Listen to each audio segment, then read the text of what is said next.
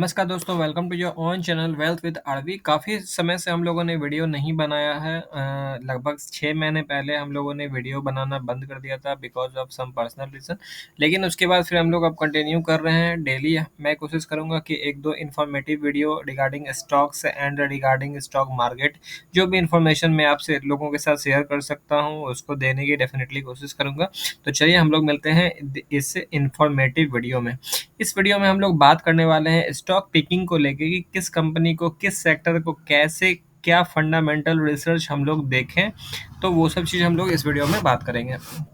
और डेफ़िनेटली देखिए, मैं तो सबसे पहले ये बोलूँगा कि जो भी नए बंदे लोग स्टॉक मार्केट में आए हैं, इवन जो 2000 पैंडेमिक के बाद आए हैं, उनको खुद एनालिस्ट बनने से कोई प्रॉब्लम नहीं है। आप खुद डेफ़िनेटली एनालिस्ट बन सकते हो, रिसर्च कर सकते हो, इन्वेस्टमेंट भी कर सकते हो, और बिना किसी के एडवाइस से भी इन्वेस्टमेंट कर सकते हो, खुद से भी कर सकते हो, फाइनेंशियल एडवाइज़र से एडवाइस लेके भी इन्वेस्ट कर सकते हो।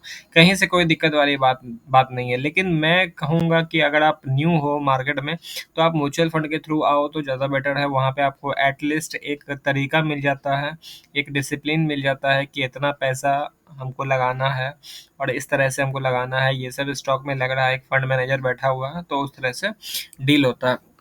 खुद बिना किसी नॉलेज के इन्वेस्टमेंट करना किसी स्टॉक में, किसी के कह देने पे सिर्फ़, ये बहुत गड़बड़ वाली बात है। तो इस पे हम लोगों को ध्यान देना चाहिए। ये एक तरह का समझ लो ना, आर्ट है। धीरे-धीरे सीखते-सीखते सीखोगे तो सीखते-सीखते सीखोगे। तब तक टाइम वेस्ट क्यों करना? तब तक आप एसआईपी करो, आप किसी म्यूचुअल फंड के थ्रू एसआईपी करो, किसी भी में सेक्टर में करो। जिस सेक्टर वाइज़ करना है तो सेक्टर वाइज़ करो, या फिर जिस सेक्टर में बुलिश हो उस सेक्टर में कोई फंड मैनेजर सही लगता है तो उसके साथ जाओ। लेकिन एक तरीके से इन्वेस्टमेंट करो, मेरा कहने का उद्देश्य यही है। तो चलिए हम लोग आते हैं स्क्रीनर पे। स्क्रीनर कैसे खोलते हैं? गूगल में जाएँगे सबसे पहले, ठीक है?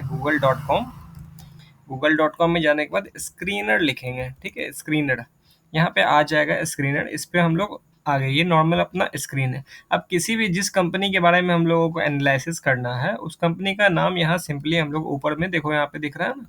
इसको यहाँ पे सर्च ऑप्शन में यहाँ पे हम लोग लिख दोगे कोई भी कंपनी का नाम, जैसे कि लिख देते हैं हम लोग सुप्रीम इंडस्ट्रीज़, ठीक है? सुप्रीम इंडस्ट्रीज़ क्या करती है, यहाँ पे आपको एक इन्फॉर्मेशन मिल जाएगा, ठीक है? तो ये सब चीज़, ये सब काम करती है, प्लास्टिक से रिलेटेड है। थोड़ा-सा आप लोग रीड कर लोगे यहाँ पे जाके, खुद से करना है। अगर सीख रहे हो, कोई स्टॉक पिकिंग सीख रहे हो, तो थोड़ा तो रिसर्च करना पड़ेगा।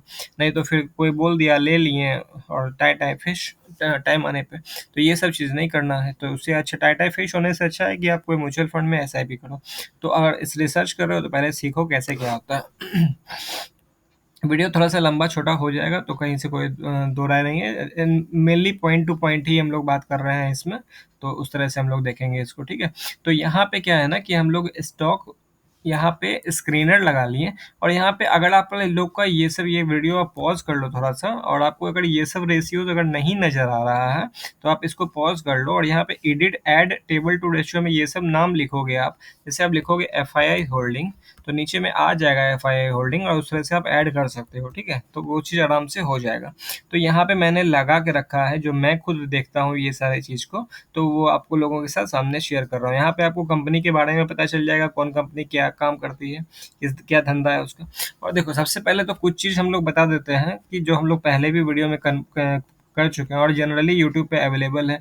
जो चीज़ यूट्यूब पे अवेलेबल है वो चीज़ फिर से बताना कोई लॉजिक वाली बात नहीं है। तो आरओई, आरओसी, आरओए क्या होता है, हम लोग भी बता चुके हैं। अगर नहीं पता है तो डेफ़िनेटली 1000 वीडियो होगा यूट्यूब पे, अलग-अलग यूट्यूबर्स द्वारा, जो आप वहाँ पे जाके सीख सकते हो, समझ सकते हो, कहीं से कोई दिक्कत वाली बात नहीं। मेनली जो पॉइंट क्या है कि आरओई, आरओसी और आरओए 15% से अगर ऊपर है किसी भी कंपनी का, तो वो एक अच्छा कंपनी माना जाएगा। और 15%, सिर्फ़ 15% नहीं, ऐसा नहीं है कि 15% से 14% हो गया तो अब सत्यानाश हो गया, ऐसा बात नहीं है। एक बेंचमार्क है कि चलो 15% से ऊपर है तो बेहतर कंपनी है, ठीक है? इस तरह से पकड़ के चलना है, और इसको देखना है 15% से कितना ऊपर है, जितना ज़्यादा है उतना अच्छा है। आरओई अगर 15% से ज़्यादा है, 21% है इसका, तो डेफ़िनेटली ये बहुत अच्छी बात है। आरओसी जो कंपनी की एफिशिएंसी को दर्शाता है, वो 28% है, डेफ़िनेटली बहुत अच्छा बात है। अपने एसेट पे, रिटर्न ऑन एसेट, जो एसेट है कंपनी के पास, उसमें कितना रिटर्न है, तो रिटर्न ऑन एसेट देख लो कहाँ पे है। यहाँ पे 16% है, 15% से ऊपर है, डेफ़िनेटली बहुत अच्छी बात है। फ्री कैश फ्लो, सारा चीज़ करने के बाद फ्री कैश फ्लो कितना निकलता है, कैश फ्रॉम ऑपरेटिंग, यहाँ पे आपको देखो ऊपर में कैश फ्लो का, इस पे क्लिक करोगे यहाँ पे आ जाएगा cash from operating activity, cash from investing, investment से कितना रिटर्न बन रहा है, ऑपरेशन में जो धंधा कर रहा है उस ऑपरेशनल धंधा से कितना रेवेन्यू निकल रहा है, उसको कैश कितना निकल रहा है, फाइनेंशियल एक्टिविटी जो है टोटल मिला के कितना कैश फ्लो है, पॉजिटिव है, नेगेटिव है, वो मोटा-मोटी पता चल जाता है। तो ये सब चीज़ कैश फ्लो, अगर फ्री कैश फ्लो वाली कंपनी अगर है, तो उसको किसी भी तरह के पैंडेमिक या किसी भी तरह के आपत्तिजनक कुछ अगर मार्केट में कुछ कुछ मार्केट में या फिर इनके सेक्टर में कुछ गिरावट आ जाती है, तो फ्री कैश फ्लो अगर इनका है, पॉजिटिव है, तो डेफ़िनेटली ये एक धक्का सह लेगा। कंपनी के पास डेट कितना है, 55 करोड़ का डेट है, कैश कितना है, 11,087 करोड़ का कैश है। तो डेट के बारे में तो कोई चर्चा ही नहीं है, नेट डेट फ्री कंपनी है। नेट प्रॉफिट सालाना 1070 करोड़ का है। एफआईआई होल्डिंग 25% एफआईआई होल्डिंग है, डीआईआई होल्डिंग 11% है और प्रमोटर के पास भी 48% माल है। तो इन्वेस्टर में यहाँ पे जाके हम लोग देख लेंगे कि पब्लिक के पास माल नहीं है। जिस शेयर में पब्लिक के पास, एक आप लोग एक बहुत ही ज़बरदस्त चीज़ मैं आप लोगों के साथ आज फ्री ऑफ कॉस्ट शेयर कर रहा हूँ। जिस स्टॉक में पब्लिक होल्डिंग कम है, उस स्टॉक में ये समझ लेना कि फ्री फ्लोट शेयर कम है, मार्केट में घूमता हुआ शेयर कम है, ठीक है? मार्केट में जहाँ घूमता हुआ शेयर कम है, वो शेयर में ऊपर जाने का चांस बहुत ज़्यादा होता है, ठीक है? ये एक पॉइंट है, इसको आप लोग कहीं डायरी में लिख लो, ये बहुत ज़िंदगी भर काम आने वाला बात है। दूसरा बात, अगर फेस वैल्यू किसी स्टॉक का कम है, जैसे 2 है, जनरली फेस वैल्यू 10 होता है, ठीक है? जनरली आप देखोगे किसी भी कंपनी में फेस वैल्यू 10 होगा। तो आप लोगों को 10 के फेस वैल्यू में देखना है कि ये स्टॉक का दाम कितना है। ये स्टॉक का दाम अगर 5 डिजिट में है या 4 डिजिट में है, तो समझ लेना कि 4 डिजिट से नीचे का स्टॉक तो लेना मत। जैसे अगर 2 रुपया फेस वैल्यू है और इसका स्टॉक का दाम अगर 200 रुपया है, इसका मतलब है कि 10 रुपए के फेस वैल्यू में इसका दाम 1000 रुपया हुआ। तो वो 4 डिजिट का आप शेयर ले रहे हो एज फॉर फेस वैल्यू 10, तो ये ज़्यादा हो सकता है कि वो कंपनी ज़्यादा अच्छा हो। ये आप लोगों को क्या करना है, एक प्रो टिप दे रहे हैं, जो ये सब चीज़ आप ध्यान में रखोगे तो आपको दिखेगा ये सब चीज़। ये सब चीज़ कोई किताब में लिखा हुआ नहीं रहेगा, ये सब चीज़ आपको एक्सपीरियंस से ही आएगा। ये सब चीज़ कोई किताब में नहीं लिखा हुआ होगा कि फेस वैल्यू अगर 2 है, तो 4 डिजिट का शेयर है तो ज़्यादा अच्छा है, 1 डिजिट का शेयर है तो कम अच्छा है। किसी से बात करेंगे तो वो बोलेगा तुम ज़्यादा ज्ञानी हो क्या? ये क्या तुम बता रहे हो? तो ये बता रहे हो वाला बात नहीं, ये एक्सपीरियंस करने वाला चीज़ है। और देखिए दूसरा बात, हम ये आप लोगों को डिस्क्लेमर दे देना चाहते हैं कि इस यूट्यूब चैनल पे जो भी हम लोग शेयर करते हैं ना, वो अपना एक्सपीरियंस शेयर करते हैं। हम बिल्कुल पूरा हक रखते हैं अपना बात को गलत हो जाने का, वो चीज़, ये सब चीज़ एक्सपीरियंस करने का है। बहुत सारा इस स्टॉक्स के बारे में हम लोग सोचते हैं कि यहाँ से मल्टी बैगर बन जाएगा, यहाँ से बहुत ज़्यादा रिटर्न देगा, सालाना 20% का सीएजीए नहीं देता है। मार्केट में किसी का जोर नहीं है, लेकिन हम लोगों को बेहतर स्टॉक हम लोग चूज़ कर सकते हैं, ये अपने हाथ में है। कुछ इंपॉर्टेंट चीज़ जो मैंने आप लोगों को बताया, डेट कम है कंपनी या डेट फ्री है तो बहुत बेटर है। आरओए, आरओसी, आरओए 15% से ऊपर है। किसी किताब में नहीं लिखा हुआ है 15% से ऊपर है तो बहुत अच्छा बात है, 15% से नीचे है तब सत्यानाश हो गया, ऐसा बात नहीं है। लेकिन अपने को अच्छा से अच्छा कंपनी चूज़ करना है, तो उसका एक बेसिक बेंचमार्क क्या है वो मैं आप लोगों के साथ शेयर कर रहा हूँ। इसको आप लोग जब देखोगे ना अलग-अलग कंपनी में आप जाके, तो आपको समझ में आएगा, अच्छा ये कंपनी ऐसा था तो ये रिटर्न मिला था, आरओई इसका ऐसा था तो रिटर्न मिला था, जिसका आरओई कम है वो 10 साल में टाटा फिश हो गया। तो इस तरह से हम लोगों को देखना पड़ेगा। डिविडेंड यील्ड कितना है? 0.5% है, कुछ डिविडेंड देना चाहिए। एकदम से जो कंपनी 0% डिविडेंड है तो उसमें भी थोड़ा-सा मज़ा नहीं है। एटलीस्ट कुछ डिविडेंड दो, डिविडेंड पेइंग कंपनी हो। उससे पता चलता है कि प्रमोटर का भैया क्या सीन है, तो ये सब चीज़ पता चलता है। सेल्स ग्रोथ सबसे इम्पोर्टेंट है, सेल्स ग्रोथ और पीई। देखो पीई क्या होता है ना, प्राइस टू अर्निंग होता है, ये तो सब बच्चे-बच्चे को पता है कि पीई क्या होता है, कैसे निकाला जाता है, ये सब हम फिर से बात नहीं करने वाले हैं यहाँ पे कि पीई क्या होता है। पीई सिंपली समझ लो, सिंपली समझो वैल्यूएशन। वैल्यूएशन समझो, इसको समझ लो क्या कि 0 से लेकर जो है ये ऊपर 1000, 2000, 5000 भी हो सकता है। मतलब एक शेयर खरीदने के लिए आप कितना गुना पैसा देने के लिए तैयार हैं, ये मोटा-मोटी पता चलता है पीई से। फिर से बोलूँगा, बहुत सारा यूट्यूब पे वीडियो मारा हुआ है, आप जाके उसको देखो, समझ जाओगे पीई क्या होता है। हम क्या बताना चाह रहे हैं कि पीई, अगर पीई किसी भी शेयर का 60 है, जैसे इसका सुप्रीम इंडस्ट्रीज का पीई 60 है, ठीक है?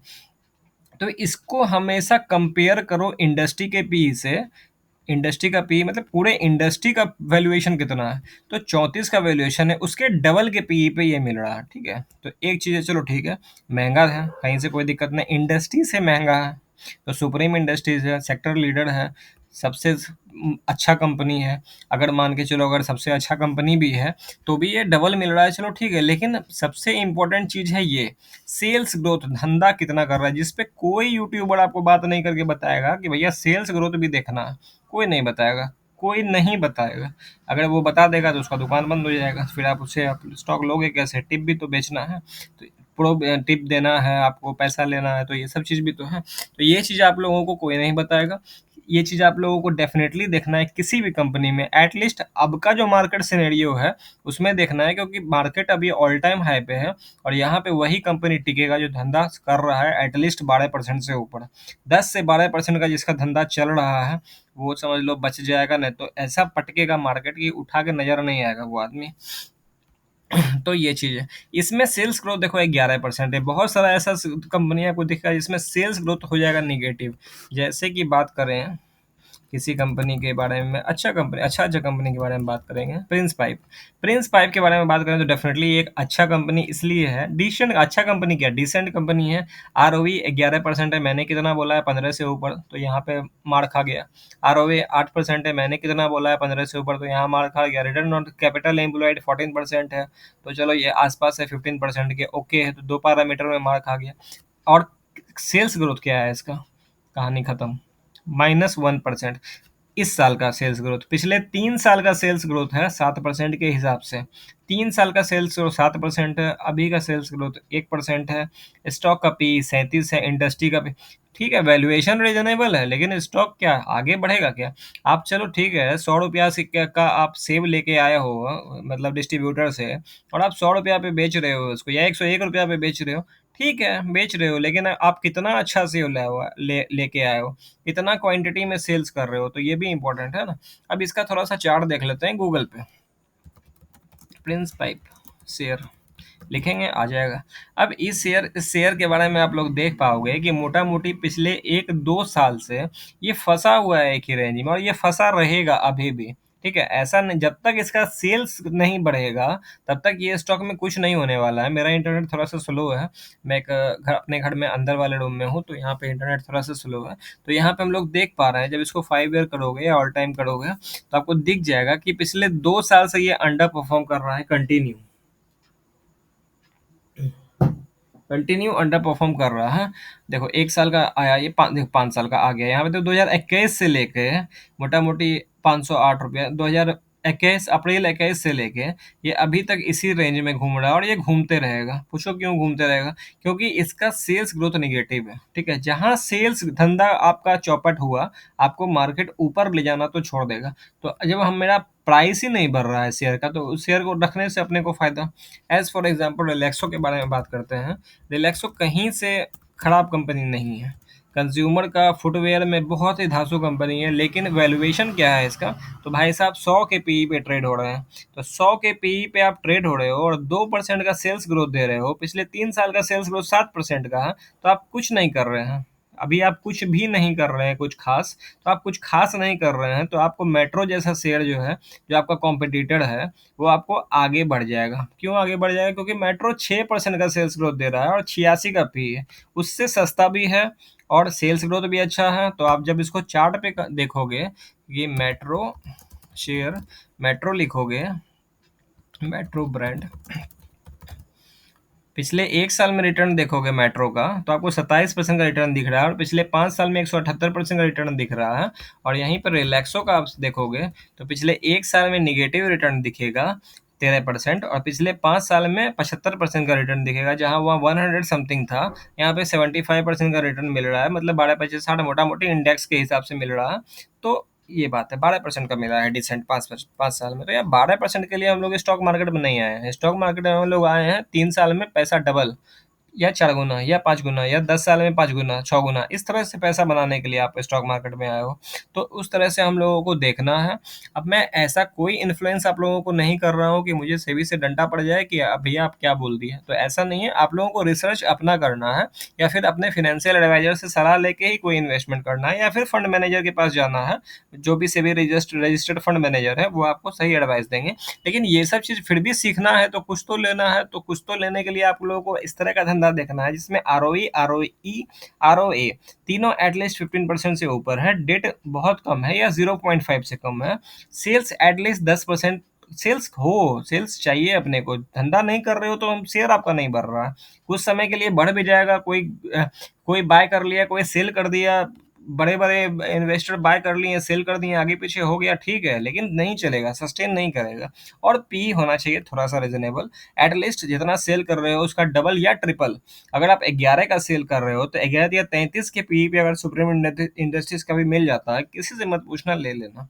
क्योंकि सुप्रीम इंडस्ट्रीज़ जैसा शेयर जो 20% का आरओई जनरेट कर रहा है, 28%, 30% का आरओसी दे रहा है, वो अगर 30 के पीई पे मिल रहा है तो कहीं से कोई दिक्कत वाली बात नहीं। और ऐसा नहीं है कि ये मिलता नहीं है, ठीक है, मार्केट में अप्स एंड डाउन्स सारे आते हैं।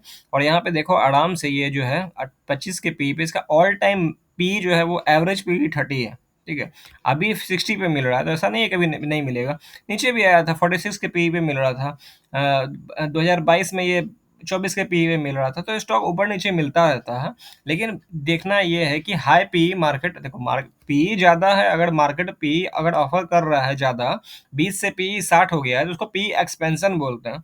वो एक इन्वेस्टर के लिए अच्छा बात है। ईपीएस के बारे में बात करें, जो अर्निंग पर शेयर होता है वो आपको यहाँ पे दिख जाएगा प्रॉफिट एंड लॉस स्टेटमेंट में, ये बढ़ना, इसको बोलते हैं ईपीएस एक्सपेंशन। ईपीएस एक्सपेंशन और पी एक्सपेंशन अगर दोनों हो रहा है किसी कंपनी में, वो कंपनी मल्टी बैगर बनेगा। पूछते रहते हो सब लोग, multibagger, multibagger, multibagger, यही होता है मल्टी बैगर। अगर ईपीएस किसी शेयर का ईयरली बढ़ रहा है और उसका पी एक्सपेंड कर रहा है तो वो बनेगा मल्टी बैगर, ठीक है। अगर ट्रेंड के बारे में बात करें, 195 का पी, इसका चार्ट पी पे हम लोग देखते हैं। वीडियो बड़ा हो जाएगा, बिल्कुल मत घबराना, आराम से देखो, कहीं से कोई दिक्कत वाली बात नहीं है। इसका देखो पिछले एक साल में 20 के पीई से ये 230 के पीई पे गया है। इसको बोलते हैं हम लोग क्या, पीई एक्सपेंड कर गया, ठीक है। 10 टाइम्स बहुत भयानक तरीके से बढ़ा है पीई। 20 का, सॉरी 20 का पीई नहीं था, 159 का पीई था, तो 230 के पीई पे गया। उससे पहले था, पिछले 5 साल के पहले के बारे में बात करें तो 5 साल में मोटा मोटी जो है पी इसका 150, हाँ 100, 150, 100 पे तो ये चलता था, 100 पे तो मैंने देखा है इसको। 100 के पी पे ये मिला है शेयर, ठीक है, मैंने लिया भी था, फिर फिर निकल गया था। तो 100 के पी पे ये जनरली चलता था, वहां से 200 का पी हुआ। और इसका अर्निंग पर शेयर देखोगे अगर, तो अर्निंग पर शेयर जहाँ पे निगेटिव था 2013 में, वो बढ़ते बढ़ते जो है 47 का ईपीएस पे चल रहा। तो ईपीएस एक्सपेंड किया बहुत भयानक तरीके से, एक्सपोनेंशियली किया। तो इसीलिए 100 के पीई का शेयर को भी वो 200 पे लेके चला गया। इसका एक थोड़ा-सा जब आप डीप रिसर्च करोगे तो इसमें एक ज़ूडियो ब्रांड ये लेके आए थे। उसमें कस्टमर का मूवमेंट भयानक वाला है, सेल्स वगैरह बहुत ज़्यादा इम्प्रूव हुआ है। तो उस वजह से यहाँ पे सेल्स ग्रोथ, डेफिनिटली सेल्स के बारे में बात कर रहे हैं तो सेल्स ग्रोथ 52% का है। तो 52% के सेल्स ग्रोथ में 3 गुना भी अगर देखोगे तो 5 या 15, 150 का पीई रीज़नेबल है। 3 गुना जितना तुम सेल्स कर रहे हो उसका 3 गुना पीई हम तुमको देने के लिए तैयार हैं। डबल अच्छा है, 3 गुना थोड़ा-सा महँगा है, लेकिन ठीक है अच्छे कंपनी के लिए, वो भी देंगे बुल मार्केट में। लेकिन तो इस सब चीज़ इस तरह से आप लोगों को देखना है कि सेल्स ग्रोथ सबसे ज़्यादा इम्पोर्टेंट है। अब ट्रेंड के बारे में आप देखोगे, ट्रेंड शेयर पिछले 1 साल का रिटर्न देखोगे तो 1 साल में ये 242% का रिटर्न हुआ है। 1 लाख को बना के दिया है 3,42,000 रुपया, और पिछले 5 साल में 1 लाख को बनाया है, बताना नहीं पड़ेगा, ठीक है। तो इस तरह से हम लोगों को मैसिव रिटर्न मिल के बना है इसमें, ठीक है। तो इस तरह से हम लोगों को स्टॉक सिलेक्शन देखना है। अगर आप डेफिनेटली इस वीडियो को, आप लोग चैनल को आप लोग सब्सक्राइब कर लोगे, वीडियो लंबा हो जाएगा, तो हम लोग बहुत सारे कंपनी को लेके आते रहते हैं, जिसमें आप लोगों को शॉर्ट टर्म लॉन्ग टर्म में हम लोग डिस्कस करते हैं कि पैसा बन सकता है। लेकिन आप लोगों को मेरे इन्फ्लुएंस होने पर स्टॉक बिल्कुल नहीं खरीदना है, क्योंकि हम लोग सेबी रजिस्टर्ड एनालिस्ट तो हैं ही नहीं, सबसे पहला बात।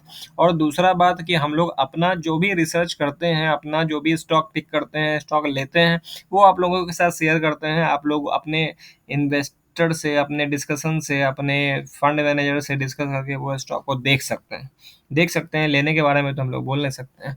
तो इस तरह से है, तो डेफिनेटली आप लोग चैनल सब्सक्राइब कर लो। मिलते हैं हम लोग नेक्स्ट वीडियो में, तब तक के लिए बाय बाय।